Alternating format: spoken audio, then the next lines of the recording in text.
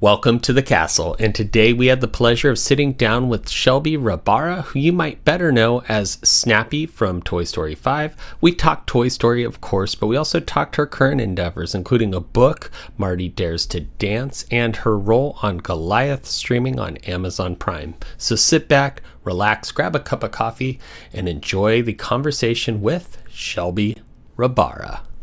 So I wanted to jump into Toy Story right away, if we could start with that.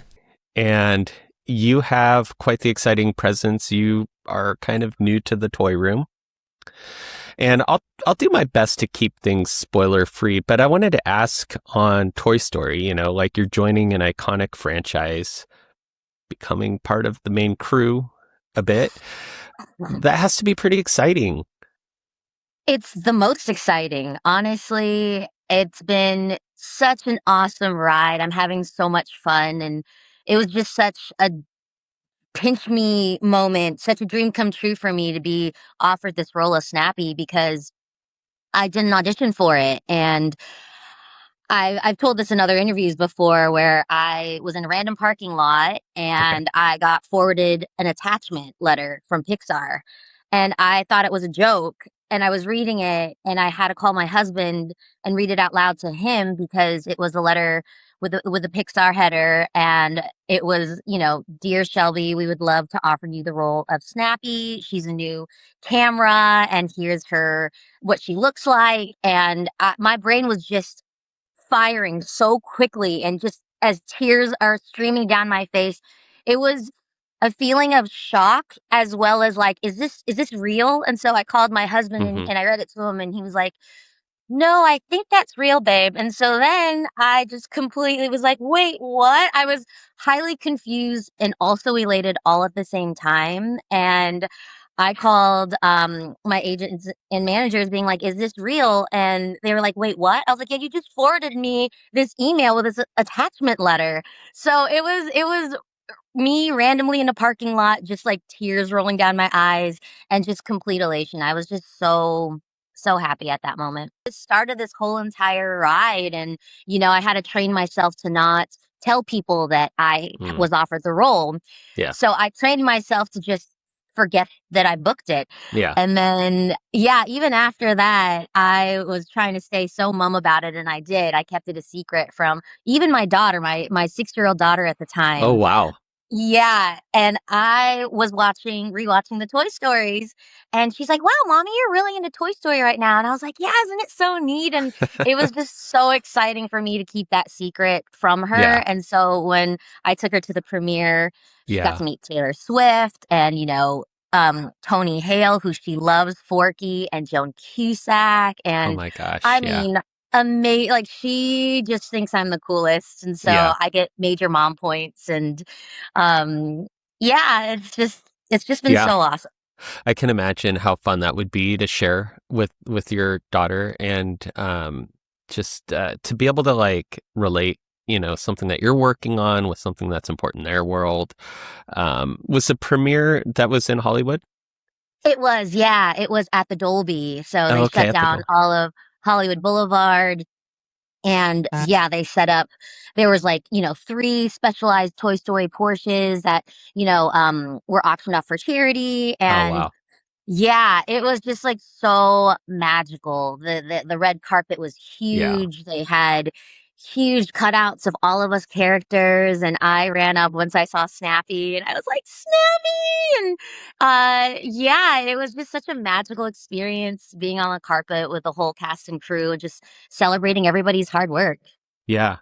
And it's fun, I suspect, for everyone that you've been working with to kind of get together. I know that a lot of times these premieres happen maybe a year later and you haven't been in the room with each other or maybe at all even in some cases, but you're collaborating and now you've get this, it's reunion might be the wrong word, but it's like, you get to go experience it together as a team kind of. Oh, absolutely. And the only person that I really recorded with my first session was Craig Robinson, who plays Okay. Atlas, the GPS hippo. Yeah. And that was my first recording session. And then my next 2 recording sessions were just by myself and either with Andrew or Kenna Yeah. co-directing. And yeah, and you know, it's interesting. We record separately and independently. So when we were on the red carpet, you know, I didn't get a chance to work with the legendary Joan Cusack, and Yeah.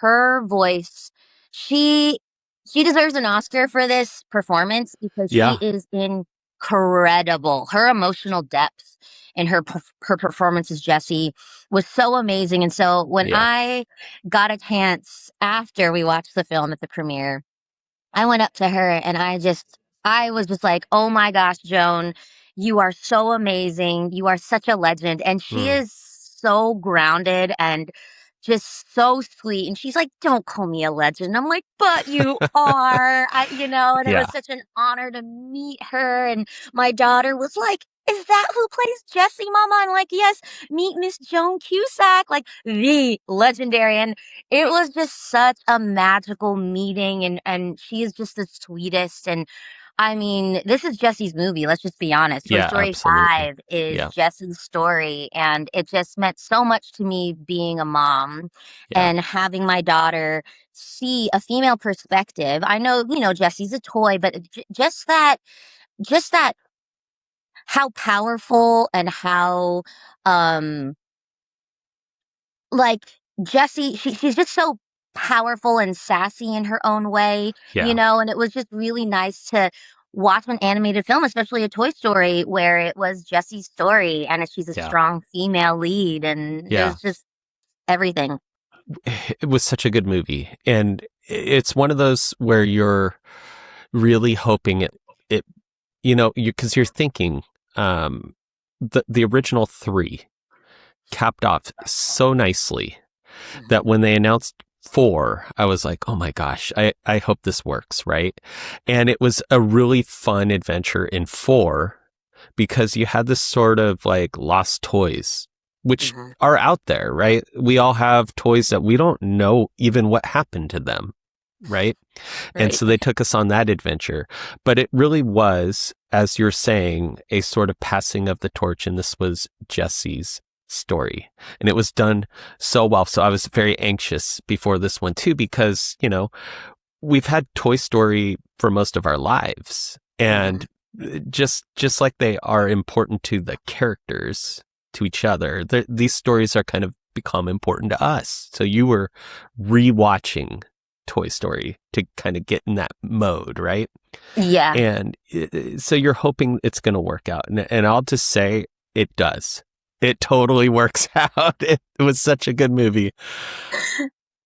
I don't wanna give any spoilers because Yeah. I know some of the people watching haven't necessarily seen the film, but yes, it Toy Story 5 was such an amazing addition Yeah. to the canon of Toy Yeah. Story, the franchise. And, I give that all, to Andrew Stanton and Pete Mhm. Docter and Kenna Yeah. Harris and, Yeah. Lindsay Collins. They really did their magic with this storytelling. Yeah. It's Absolutely. it's very unique. This is a Yeah. very unique story in which my daughter was the one that actually brought this up. She was saying, "Wow, mommy, we actually really get to see the humans Yeah. cry Yeah. and how the humans feel about what technology or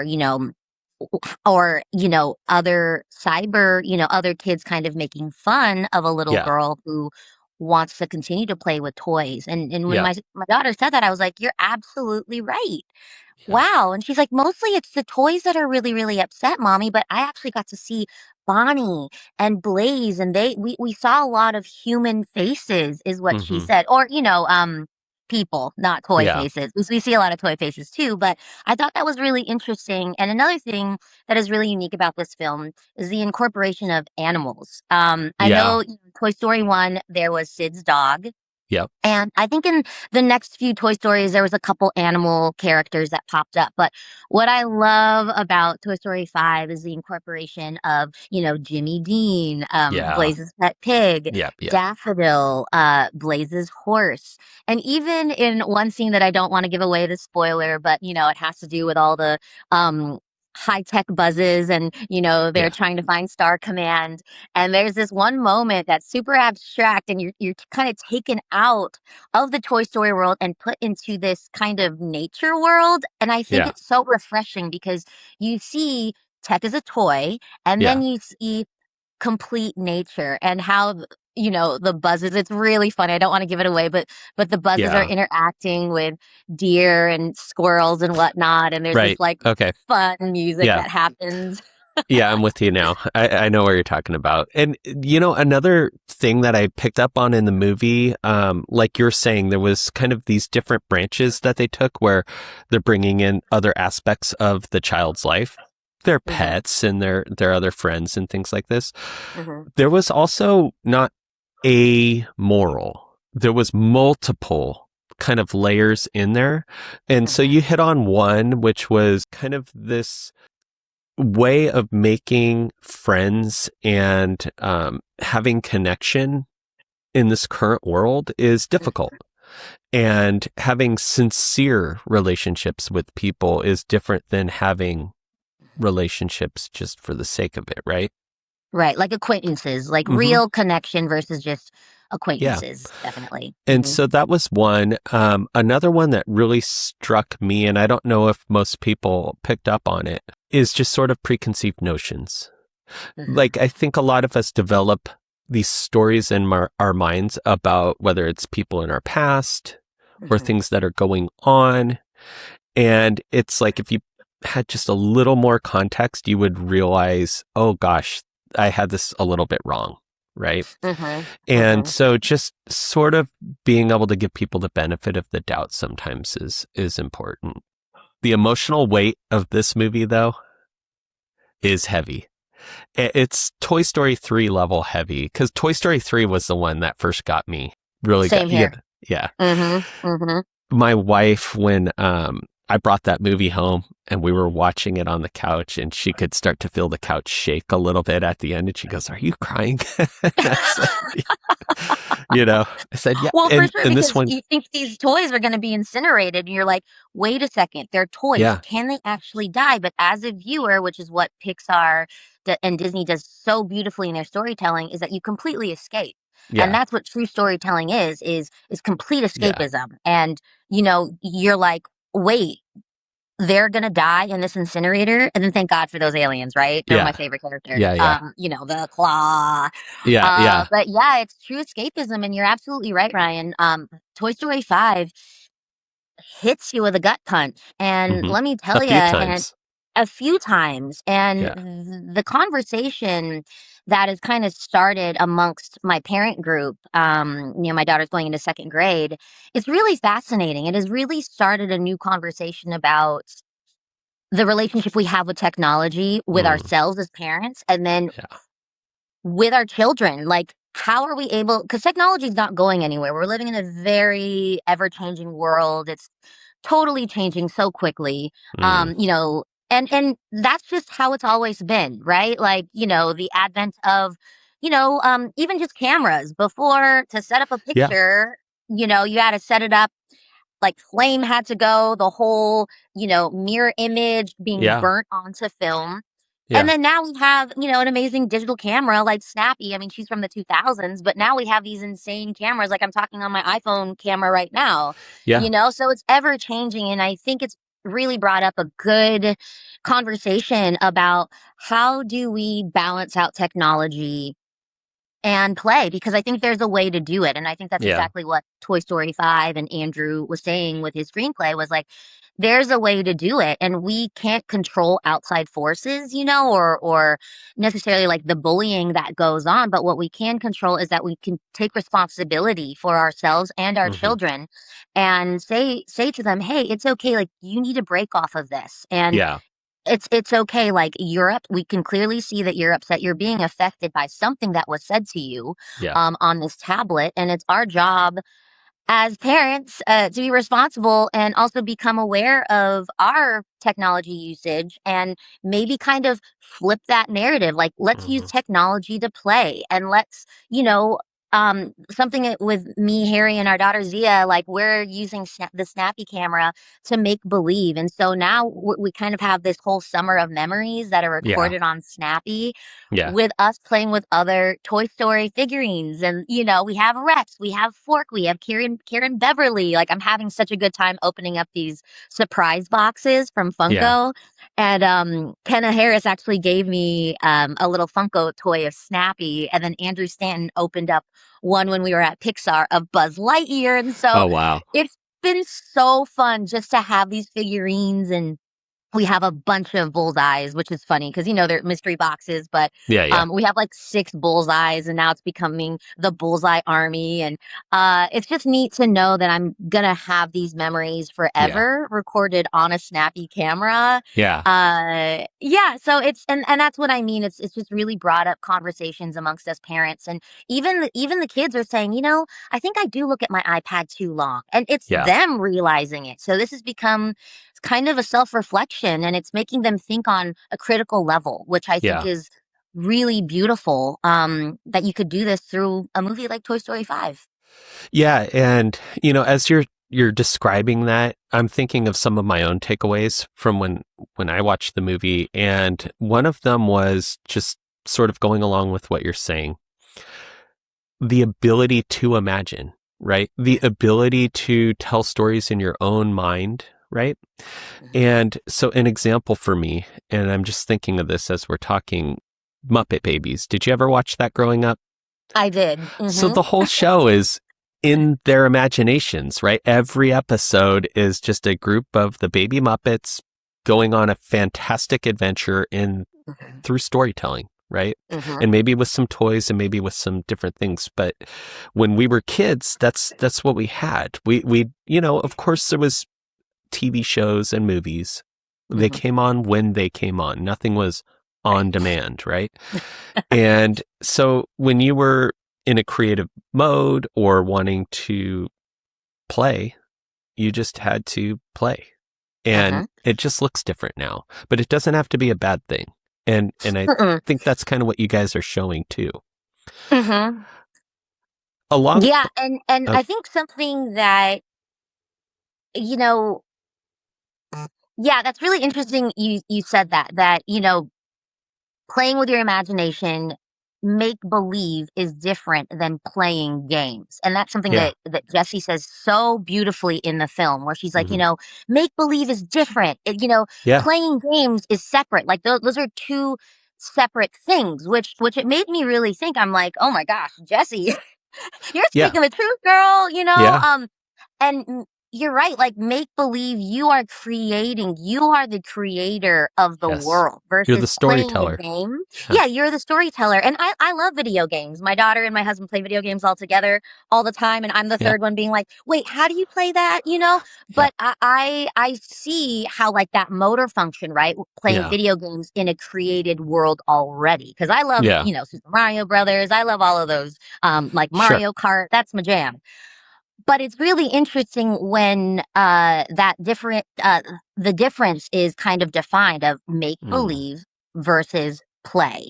Yeah. Now there is play in make believe, but I do think in, you know, technology, you can create your own world in like Minecraft and whatnot, but Yeah. it's still kind of like through a screen. And I think that that's something that like anything with a screen or anything that has to do with, you know, which is funny because Toy Story is a computer animated film. Right. But I think there is such a difference, you're right, like with the Muppet Babies creating their Yeah. own world and playing in that way versus playing in a Yeah. preconceived world that's already made. Right. And I think it's easy to try to fall into like a binary argument between mediums, right? Because I don't think either of us are suggesting that watching a film or playing a game is inherently bad. Those are forms of storytelling, right? Just like reading a book is a form of storytelling. So you're watching a movie, watching a show, playing a video game. Those are stories that you are being invited along with, you know? Yes. And so whether it's a book or a video game, you're still you're soaking in a story that someone else is telling, right? But what Yes. we don't want to lose along the way is our ability to create and tell our own stories. We want that next generation of storytellers to grow up with a fully developed sense of imagination. And so I think the movie kind of invites both in a very kind of compelling, I mean, your parent group is talking about this. So there we Yes. go, right? And this is a Mhm. good thing. And Mhm. it's really, it's an important thing, I think, for that new generation of storytellers in a world where our stories are disappearing around us, Mhm. and what I mean is like physical media is always under threat. Mhm. Mhm. But yeah, it's like, uh, things are around so long as servers are serving them, And so in Yeah. the gaming world, this is a big topic right now because Sony just announced they are no longer making physical games as of January 2028. Right, that's what And my husband just told me, and it took me a minute, I was like, "Wait, so you're not gonna be a" he's like, "You know how I go to GameStop, babe, and I go and yeah, buy the physical game?" He yeah. goes, "That's no longer," and when I'm at dinner last night, and I'm like, "Wait, what?" Yeah, and what's I mean, you have it as so long as you have it, right? So like if in that case, and I don't mean to get too long onto a sidestep, but if you pay into a service for however long, a year or years, right? And then Mhm, you have to like take a break because everyone's finances change, right? Then right. suddenly you have nothing. Like you don't have anything and you can't go revisit those stories. So I'm Wow. only bringing that up just to say that, storytelling, whatever medium, Mhm. is important, right? And it's how we share community and kind of share these lessons that we just talked about with Toy Story here. Um, 1000%. Storytelling is how we keep history alive. It's Absolutely. how you tell a narrative. It's Hmm. also too how people switch the narratives, Yeah. right? Yeah. And so you're right. There, if people don't have access to games because they go away because now you can't buy the physical one, you're right. Like that storytelling kind of goes away because I know in a lot of these video games you get to choose your story, right? You get to A lot like, of them. Yeah. yeah, you get to be like, I'm gonna do this. I'm gonna choose to do that. It feels very like we're just trying to grasp on to like things that are kind of just fleeting. And I know this word has come up a lot in some of the conversations that I've had.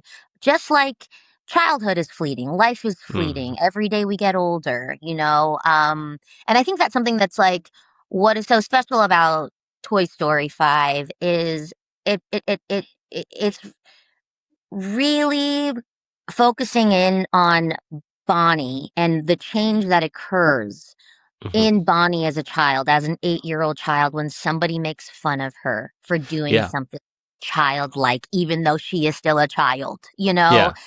And then I thought it was really interesting too that Blaze is a little bit older and she is the one that wants to continue to play and is like, wait, but don't you want these toys? These toys are so awesome. They might be antique. She's kind of like encouraging her to keep playing, and she obviously knows that Bonnie's like younger than she is, so she's Yeah. trying to be that older sister friend of like, no, it's still okay. Like, let me make a joke of this. Like, look at my beard, and Yeah. it's fascinating to think that a character like Blaze is kind of like cupping Bonnie and like, she's like, no, it's still okay. Even though, look, I'm older than you, you can still play with these toys. It's just such a Yeah. heartbreaking moment. And Blaze has a healthy level of naivety, right? And I Yeah. think, and I'm just kind of realizing this as we're Mhm. talking about it, but she doesn't live in the city. No. So maybe Mhm. she hasn't faced some of those same pressures that Bonnie faces, and she doesn't even know that she's supposed to have outgrown these things. So she's just like, what are you talking about? These are awesome, right? Absolutely, absolutely, and I also think that has to do a lot with Blaze's, love for animals. She takes care of Mm. Jimmy Dean, Hmm. her mom's like, "Okay, it's time to feed Daffodil the horse." She's like, "Okay, mom," Yeah. and she gets her heart broken as well when her friend says that she can't make it for a play date anymore, Yeah. and she starts to cry, and then, she's this might be a spoiler, but, like, she pets Jimmy Dean, her pet pig, the way that I pet my dog Uno when I'm sad, Right. Yeah. and Yeah. she's like, "But you still have cool hair," talking to this Yeah. awesome pig. Yeah. And Yeah. and I think you're right. I think there's something to be said about that, that Blaze is not in the city and that she is surrounded by nature Yeah. and she might not be exposed to that type of maybe bullying Hmm. because she's probably not, she's also too, Blaze isn't addicted. Right. I don't recall a time in the film where she's like addicted to her iPad or her tablet, Yeah. No. the same way Bonnie is. And I think maybe because nature is a great, not distraction. She has stuff to do. She has stuff to do. Yeah. Exactly. Yeah. Exactly. She has stuff to do. She has to feed the animal. She has to do the chores. Yeah. She has to change Jimmy Dean's water bowl because it has a mosquito in it, Hmm. you know? Yeah. What I thought, I love the whole like setting of where she lives, and because there's even like the toys that kind of get lost in the yard, and Yeah. stuff like that. Where you're like, yep, that happens. Um, and in your case, I thought it was interesting too that there's kind of this double layer of what Bonnie's going through, right? But then Hmm. kind of Jesse is sort of the role reversal of. I'm just realizing because your little grouping of toys, there's a little friction when they first meet. Hmm. So Hmm. Jessie wasn't necessarily all open arms either. She was a little, not bully, but a little difficult to get along with initially. And so there's all these layers of, and this is what I was talking about, where you can kind of see both sides of an argument through this movie, or a Hmm. kind of a lesson. Hmm. Um, so yeah, I think we've gushed about Toy Story 5 quite a bit. If you haven't seen it, definitely go see it. It's a see it in the theaters movie, which is one of the things we say, like, should you see it in the theaters? This is a see it in the theaters movie.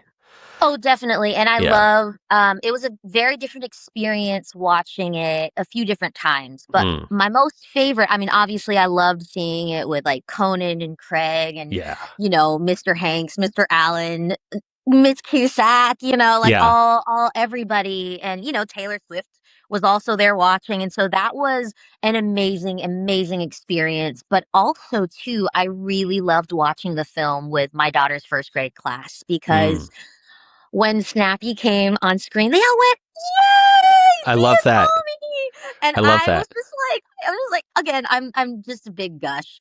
I just had tears in my eyes because Zia just hugged me so tight and was like, "Oh, mommy, that's you!" And it just really was just so special. And anytime, like, Snappy would say something, I would get really big laughs from the kids. And afterwards, we're out in the theater lobby, and all the kids come running up, and they're like, "That was so awesome, Miss Shelby, Zia's mommy. You were so good." And to hear little kids laugh, they laugh at the different jokes. Like Yeah. the adults were laughing and finding real. I mean, first of all, I think that there were more sniffles from the adults than the children. Sure. 1000%. Yeah. Yeah. Like all of us parents were just puffy-eyed as we came out of the theater. Also, too, watching the film with the younger generation was there's something about the energy in there that really changes it up when you're watching it with kids because it's a film for adults, really. But then Yeah. these kids are falling in love with Snappy and, Smarty Pants and Atlas and something what you said, I know we were gonna move on from Toy Story, but one Oh, thing no I just have to worries. Yeah. say is, like, something about Jessie. The reason why she was very standoffish with us new tech toys or Yeah. old school tech toys was because she didn't wanna get hurt again. Like, I Yeah. think that that's something that strikes me so, it really pulls at my heartstrings with Jessie because she just doesn't wanna be hurt. Yeah. And I think that's just kind of everybody, right, in society, like, we all don't wanna be hurt. We wanna protect our children. We don't want them to get their feelings Yeah. hurt by, like, cyberbullying or some mean comments, we wanna protect ourselves and our children, and I Yeah. think that, like, when Jessie, she kinda has this moment where she's like, I've lost her. I've lost Bonnie completely." And, she I don't again, spoiler alert, I don't wanna give it away, but, she's under the tire swing, and she has a moment where she realizes that, her first owner, Yeah. Emily, like, she had a very special place in Emily's heart, which Yeah, was she did. just, oh, That was one oh. of the moments for sure. And you make a good point. Like, and this is kind of how they humanize these toys, right? Like, Mhm. she really does feel a sense of defensiveness about her own world, right? Her own Yeah. situation, how she doesn't want to, like you said, be hurt again. And so Mhm. yeah, the writing team killed it on this, but so did you guys. I mean, you bring these characters to life without, you can have the best writing in the world, but unless you guys do what you do, we don't know about it. And Oh, you thank guys you. all did such a great job. So I can't wait to see Toy Story 5 again. It's definitely coming home when that comes out on video. Um, Yes, yes. so storytelling, I wanted to I haven't had a chance to read it yet, but I've kind of got the synopsis from Marty Dares to Dance. And Yeah. this is a story that you're the writer of. Is that correct?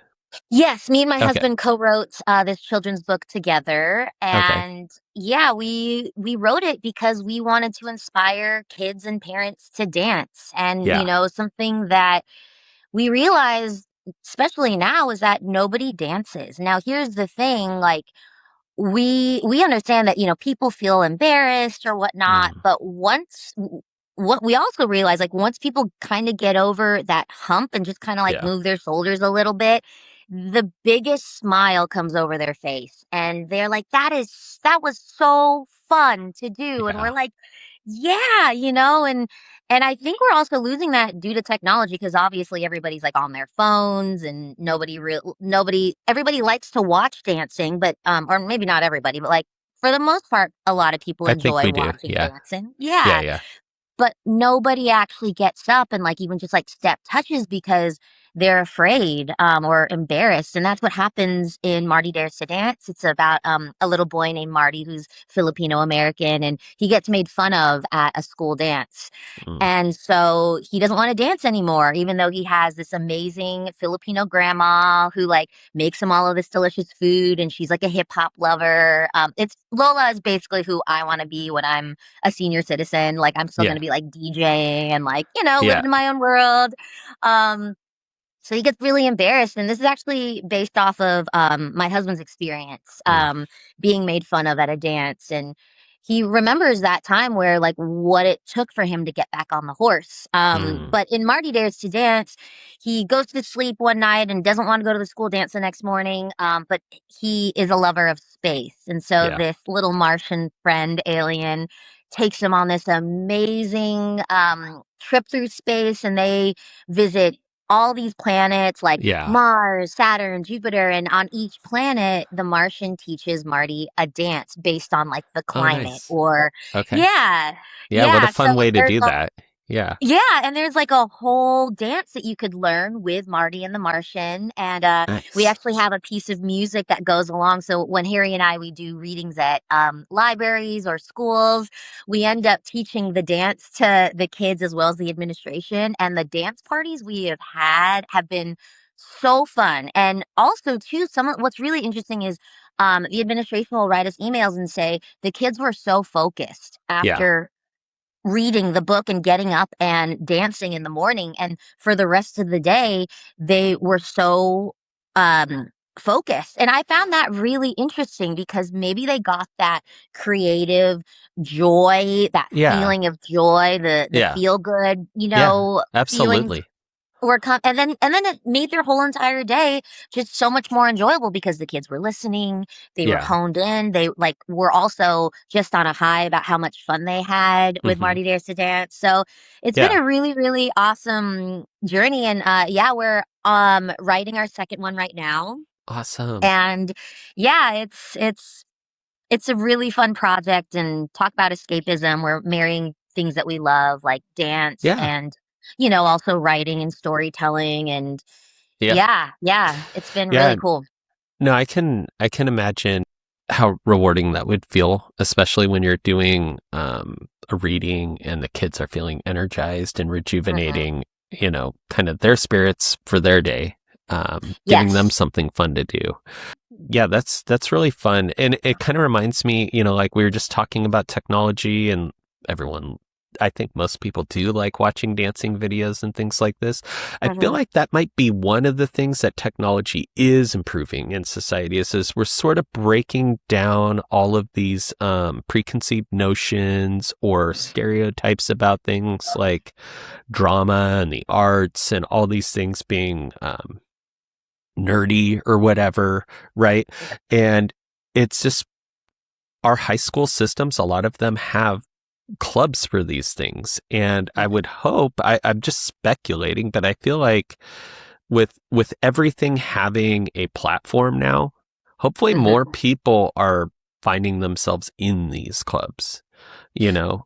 Like, Yes. hopefully, right? Because you're seeing it now. You're seeing it on Instagram or Uh-huh. wherever you scroll, right? And Mm-hmm. you're, it's Yeah, fun. it's accessible. It's accessible. You could learn, what I taught dance since I was 14, and I have such a love for dance. What's Mm, so amazing is you can learn how to do foundational pliés in ballet or yeah, tap steps or foundational hip hop moves. yeah, Even if you're living, let's say I'm in Tokyo. yeah, A dancer in Tokyo can be learning the same moves as somebody here in America or in yeah. Mexico or in Costa Rica or in Paris, and that's what's so cool with technology. So not to like completely, I'm definitely not anti-technology. I'm Oh, yeah, fascinated by it. I think that it's really opened up the world. We have to yeah. do it responsibly and ethically, however. It's But I shrunk think the size of the world a little bit, right? yes, but if used responsibly, and Hmm. ethically, wow, like look at the things we could do. Look at the friends that you could make. You look at Yeah, the conversations. Ryan, you and I are not even in the same building. And like, right. how cool is this? We're having a full on conversation. Yeah, yeah, totally. Um, and yeah, and you're right, because everything thing is accessible now, and now it's become cool. Like, I've always been a nerd myself, so everything that like is nerdy is now cool. I know. Isn't that the You thing? know? Yeah, it reminds me of like, because I've always been into nerdy stuff, comic books, toys when I was younger, and even toys now.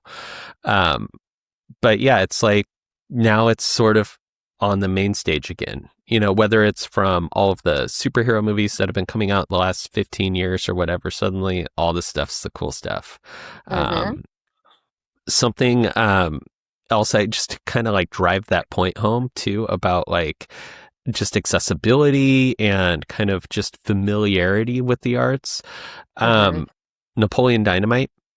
Love Napoleon Dynamite. Okay. Life-changing. So that end dance, right? I mean, Yeah. everyone remembers that. And that was the first time I think a lot of people thought, I kind of want to do that. I kind of want to figure out that dance. 1000%. And now we get it Yes. on social media everywhere. And so it was very novel back then, but now it's accessible, right? Absolutely. And Yeah. even just, I mean, first of all, Napoleon Dynamite, the comedic timing with that Yeah. movie, such a fan. And that was Yeah. like early 2000s, right? Like 2001. Yeah. Very early 2000s, somewhere in there. That sounds right.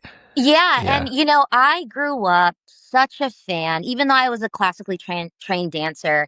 I loved watching musicals growing up. Yeah. Hello Dolly has some of the most amazing choreography by Michael McKidd, directed by Gene Kelly. I always go back to this Hello Dolly scene when they are dancing in, it's the same song that's in WALL-E, Andrew Stanton's WALL-E. Okay. Yeah. Oh my gosh, why am I forgetting the name of it right now? It'll come to me. But watching movement, there's something just fascinating when our eyes are watching human bodies move, Yeah. in not just like in a walking pedestrian way, but in just movement with storytelling. Here it comes back to storytelling. Like even though Yeah. Napoleon Dynamite, like he's really feeling the passion of, that Jamiroquai song. Yeah. And yeah, it ignites something in us as human beings.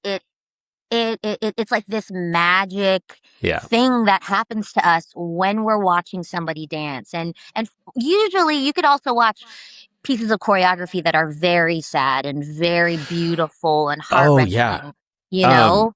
the another one was gosh, is it So You Think You Can Dance? Where they would have like, yeah, I think So You Think You Can Dance. They'd have Mhm. the three judges, and Mhm, they would mhm. have amateur dancers kind of come together and compete. I loved that. And you started to learn the different styles of dance. Yes. That was also, Yes. yeah, so this has all become kind of more and more popular, really. Oh, I I mean, mean, in the 90s, yeah. this wasn't a thing, like any of this stuff, No, I think, we had dance in the 90s through music videos of the Sure. greats like Yeah. Michael Jackson, Janet Jackson, Right. Madonna, like they had backup dancers. Hmm. I think actually with like Michael and Janet, they weren't necessarily backup dancers because they were dancing with They're, Michael and yeah, Janet, doing their you own know? part of the story, really. Yes, Um, and I think somebody like Taylor Swift is bringing that back. Like she gives so much love to her mm, dancers when yeah, she's on absolutely. tour Yeah. and treats them so amazingly. Yeah. And, um, yeah, And puts in, on in a the real 90s. show, right? Like it's Oh, a yeah. full on show, like you're saying, with a whole spectacle of story and music, which I Yes. love when you get to a concert and there's more to it than the music, right? Right. Right. Um, yeah, so that is fun. And you're right. It was totally. So thank you for pointing that out, because I'm like, wait a minute, we didn't really have we totally did in music videos. We did in music videos. We had Michael, one of the greatest dancers Yeah, of all time, in my opinion. absolutely. And now he has like this resurgence. People are like learning the Thriller dance again. And, there's a reason why Dancing with the Stars is one of the Mm, biggest shows yeah, right now. And also, too, in the time that we live in, people want to feel those good feelings. People yeah, want to smile. They want to escape, even if it's for 20 minutes. They want to, and that's what the arts that is truly what the arts do. The storytelling, animation, painting, fashion, it mm, takes us out of our real world and helps us escape. Um, yeah, and I think in this time with I always think I'm excited. Here's the thing. I'm excited for this time because so much great art is being made, you know? absolutely. I love it. Yeah, I'm here And for it. yeah, I'm totally here for it. And, we're kind of like we kind of live in like this doomsday, time when, of course, gas is like $7 in Los Angeles. It's insane. Yeah, Like, it's crazy. it's crazy. And so what do? We look to escape. And what better to escape than in art and in Hmm. dance and even in video games, Yeah, even, with some of the stuff that AI is creating. I mean, yeah, some of this stuff is incredible. Like, sure, is it a bit scary because they're able to really take somebody's likeness and that's not really what they said. They've mm, lifted, and they're using yeah, skins, but as long as it's used ethically and responsibly, I'm fascinated. I'm like, wow, look what we can do these days. This yeah. is insane. Yeah, AI is, from my standpoint, it's an engineering tool, right? Yes. And it can be used to great effect. And when used responsibly, it can be, a great tool in somebody's Right. toolbox. But you don't Right. want that uncanny valley version of storytelling where you're not quite sure what it is, but something's not right about this story. It really needs to be told by either you or the Muppet Babies, or I'm out. Right. Hashtag So, Muppet Babies. yeah. Um, something I did want to ask if you've got a few minutes about Goliath. Yeah, yeah, Um, for sure. because we were just talking about breaking out of like the real world and focusing on the positives and things like this. And so I just started Goliath, right? And so I'm only an episode in, so I'm just getting there. Great show though. Oh, get ready. It's great. Yeah, yeah, it leaves you definitely like, yeah, it's a I don't know if I don't want to say cliffhanger, it's episodic, but it really leaves you wanting to jump into the next episode.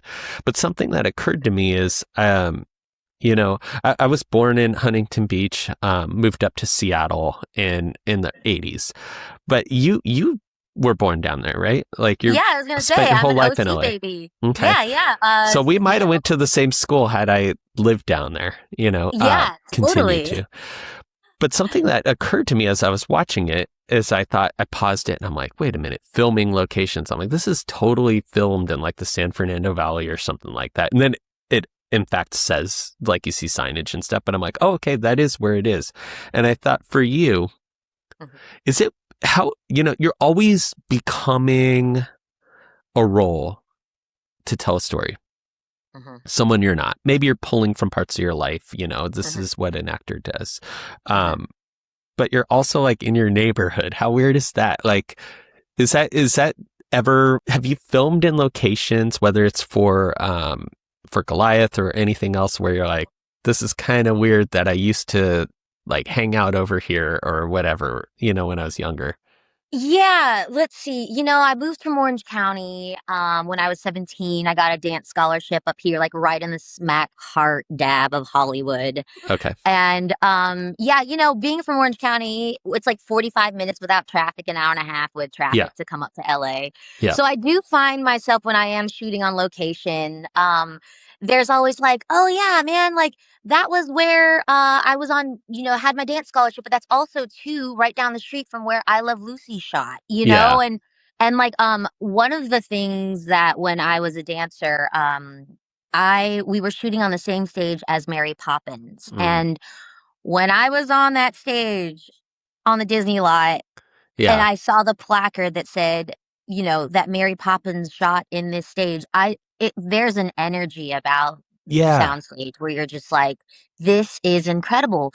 Same thing with recording Toy Story, being at the Walt Disney Studios off of Yeah. Buena Vista. I drive by Buena Vista Street every day. I would drive by the Disney Studios all the time, like almost every day. And it's funny, I would always point to the Mickey hat and be like, I'm gonna Yeah. work there one day. And I did Yeah. it, and even being from Orange County and we would drive up to go to Universal Studios and on our way we would drive by the Walt Disney Studios. I remember when I was little being like, wow, that's where they made all the Disney films and it says Walt Disney Animation on there, and going to Universal Studios and riding on the studio lot tour, right? I Mm. remember Yeah. going when I was a little kid, and then I shot the Mindy Project over there. I shot a bunch of things on the Yeah. Universal lot. So Yeah. yeah, being from Southern California and being such a lover of Southern California, the food, the culture, just Oh the history gosh. down here. Yeah, like I getting to shoot on location at all these places. It's like almost just like this history that replays in Mm. my mind of just Yeah. such amazing memories that have added to my career. And like even shooting Goliath, I was really pregnant with my daughter when I did Oh the wow. third Okay. season. Yeah. And I actually they released me for maternity leave, and I had her, and then I was back 2 weeks later. And Oh wow. Yeah. my first scene back was with Dennis Quaid, and we were on a ranch in Malibu, and it was the same ranch that they shot Little House on the Prairie at, and Oh my I gosh. loved Little House on the Prairie growing up, and so we're on the same ranch, and first of all, I had just given birth to my daughter 2 weeks prior. You feel wonky as a mom. You're like, Yeah. what time is it? I'm like Oh breastfeeding, like yeah. all these things. Like I had Hmm. to wear a fake belly for continuity. Oh sure. This is actually a really fun this is a really Yeah. funny That's side story was Dennis Quaid. I'm in the makeup chair, and we're in the makeup trailer, and the makeup artist goes, "Oh, and I say good morning. I'm like, "Good morning, Dennis. How are you?" And the makeup artist goes, "Aren't you going to say something about Shelby?" And she was like going like this, like, hint hint, she just hmm. had a baby. Yeah. And Dennis goes, "Oh, yeah, I thought you looked a little bit skinnier."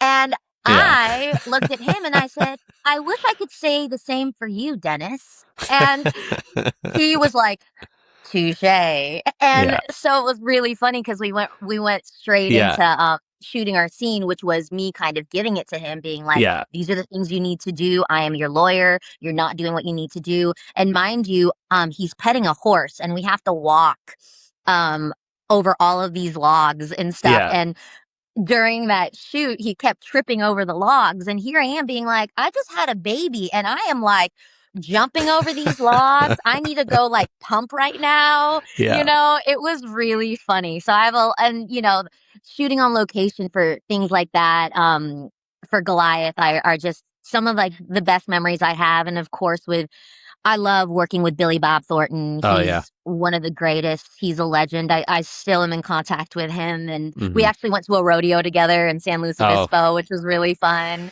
Him and his wife Connie and his daughter Bella are just so sweet, and yeah, working on Goliath, working with Billy and Dennis and William Hurt. yeah. Man, I think about that time, and also being super pregnant with my daughter, Yeah. and really just having a blast doing that dramatic work. I love doing dramatic work like Yeah. that because again, it's outside of it's a part of Shelby, but also too that's like where the real acting and where you really get to like show your acting chops Yeah. and Yeah. your Yeah. training and Yeah. yeah. With So with your Goliath with was awesome. yeah, with your physical expression and things like that. Um, Yes. and it is fun, when you are put in these creative situations with other creatives and you build these little moments or these little like you guys only have that now where you Mm, guys were flipping each other crap and kind of motivating that scene off to the side, yeah. right? Mm, yeah. And I love that. And it doesn't have to even be in the creative space. I think a lot of us have those kind of workplace stories and things like that. Um, but it really does help kind of center you in what you're doing as well when you can just be yourself and go ahead and, Absolutely. yeah, you know what I mean? Hmm. Um, yeah, so Toy Story 5 is in theaters. We've got another book on the way. Marty Dares to Dance is available now, and I'll be checking that out. Is there anything else we can look forward to, coming from Shelby's World?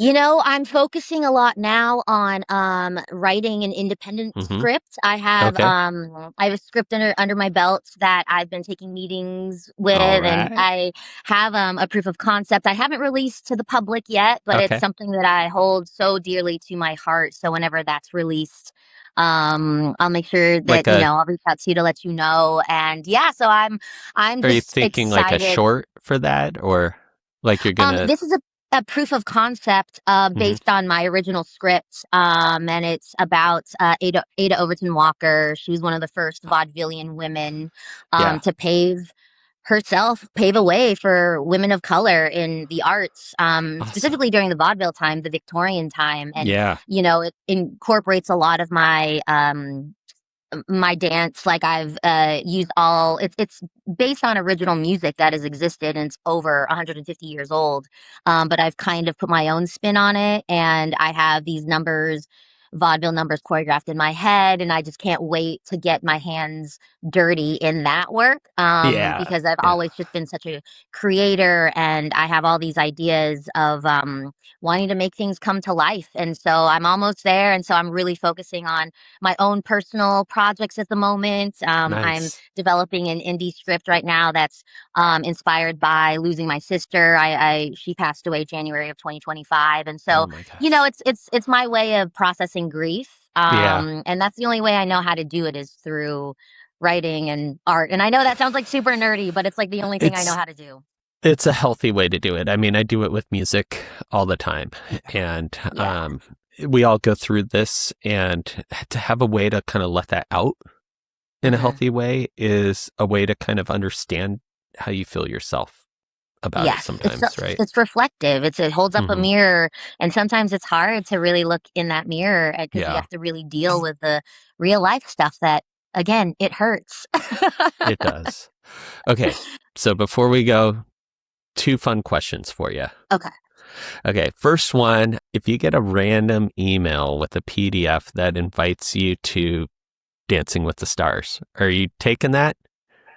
Oh, 1000%. I'm like inviting to watch Dancing with the No, Stars. to be on the show. Like, Oh, of course, right? 1000%. Like, All I right. wouldn't even hesitate if somebody was like, "Will you be on Dancing with the Stars?" I'd be like, "Absolutely, sign me up. Let me go do 1,000 crunches because I know those outfits are fire, and let me Yeah. get my body in check." But yes, I would not hesitate. I'm such a fan of Dancing with the Stars. Like, Yeah. I love watching the show, so wouldn't hesitate. Okay. Well, hopefully that happens and we can see you on the show. So let's make that happen, guys. All right. Yes. Next one, just pure fun. What was the first album you had growing up that you got? CD, Oh. tape, whatever. Oh. Um, okay, you probably understand this. I believe it was REM. I think I Okay. so REM, I love that song Everybody Hurts. So So I Automatic for the totally People. yes, yes, yes, REM, Yeah. Everybody Hurts. I Yep. wanted to do a lyrical solo to that, and so Yep. I brought it to my teacher and was like, "I'd like to dance to this," and she's like, "How did you get this?" And I'm like, "My sister took me to Tower Records, and this is what I picked out." And Yeah. yeah, and it happens whenever I hear that song now, I'm like, boom. So yeah, REM, Automatic for the People. So What random, but like what a great also album, very though. cool. So good. There's so many good songs on that album, and I got that one growing up myself. I was still collecting cassette tapes when that one came I out, love that. so I had Yeah, that one on cassette, and so I think of that in like side A and side B, you know, totally. which Totally. is something else we lost, right? Like we lost kind of the album just as a Mhm. thing, but sometimes the like sides of an album even, you know? Totally, and I know that's why I like old school records. I like that Yeah. there's only maybe 5 songs, and then you Yeah. flip it over. My daughter loves a record player. She's like, "Okay, Hmm. it's done, mommy. Can I help do the needle?" And I really had to teach her how to, like, lift the needle up, or else it's gonna Yeah. scratch, Yeah. and she's like, "This is so cool." And, there's a fragility to records where you're like, you can't touch them. You gotta, like, hold the sides and flip it Yeah. over, and yeah, Yeah. I wanna introduce her to, like, an 8-track and, old school boombox. Yeah. Yeah. I mean, gosh, yeah. Well, even the boombox, like those old school boomboxes, super expensive. Like if you I go to know, try right? to track one down, you're like, oh my gosh, this, I mean, hundreds of dollars to get like Yeah, a, they're vintage yeah, now. yeah, They're, yeah. like, vintage heavy pieces of machinery that Yeah. wow, let's talk about I And, mean, this is a whole other conversation we could have, oh, Ryan, if I yeah. had more time, Yeah. about, Yeah. like, the ingenuity of the human brain and how one makes Hmm. machinery, and now we're talking about in 2026, like, how one makes a computer. Like, Yeah. we've taken motherboards that is big as buildings, and now Hmm. they're, like, wild. Crazy, Yeah. crazy, And a lot of crazy. this stuff that starts off as sand, Yeah, you know, and now it turns into AI, you know, so crazy. A we'll have natural to, thing. yeah, I guess we'll have to pin that for the next time we chat. Perhaps when one of your shorts is at Sundance or something, or you're on Dancing with the Stars, and Yeah. we can pick it up and chat again. But until then, Goliath is on Amazon Prime, and we have Toy Story 5 in theaters. I would recommend everybody check those out. And then, of course, Marty Dares to Dance, which I'll be checking out. So thank you for sitting down with us. I really do appreciate it. Of course, Ryan. Thank you so much. That was so much fun.